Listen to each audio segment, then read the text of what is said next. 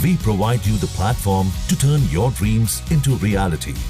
Give wings to your aspirations with KR Mangalam University. Train में सफर करते वक्त कई बार छोटी छोटी बातों को लेकर कंफ्यूजन पैदा हो जाता है। यहाँ तक कि लोगों से लड़ाई भी हो जाती है। खासकर स्लीपर या फिर एसी कोच में मिडिल बर्थ को लेकर अक्सर यात्रियों के बीच बहस देखने को मिलती है। कुछ लोग मिडिल बर्थ पर सुबह तक लेटे रहते हैं। इस वजह से नीचे बैठने वाले यात्रियों को बैठने में काफी दिक्कत होती है। कई बार ऐसे झगड़े भी होते हैं। अगर आप भी अक्सर ट्रेन में सफर करते हैं तो मिडिल बर्थ पर कितनी देर तक सो सकते हैं, ये नियम जानना आपके लिए बेहद जरूरी है।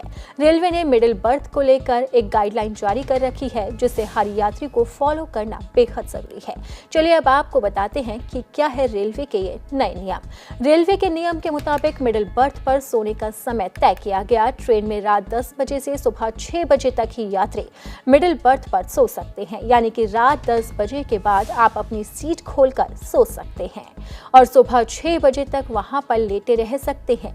इसके बाद आपको मिडिल बर्थ फोल्ड करके नीचे बैठने की जगह देनी होती है। कई यात्री इस नियम को नहीं मानते और सुबह देर तक मिडिल बर्थ पर लेटे रहते हैं, जिससे नीचे बैठे यात्रियों को परेशानी होती है। ध्यान रखें कि रेलवे ने ये नियम सभी यात्रियों की सुविधा को ध्यान में रखकर बनाया है।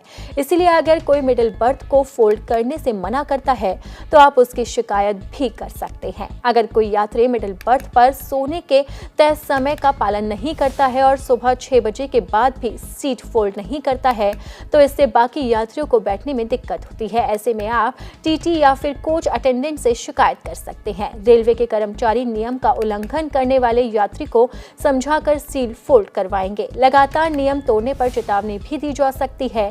सामान्य तौर पर टीटीई के समझाने के बाद समस्या दूर हो जाती है। मिडिल बर्थ का नियम हर यात्री की सुविधा को ध्यान में रखकर बनाया गया है। इसीलिए अगर कोई यात्री नहीं मानता है तो आप उसके खिलाफ शिकायत कर सकते हैं और अपनी समस्या का समाधान भी निकाल सकते हैं।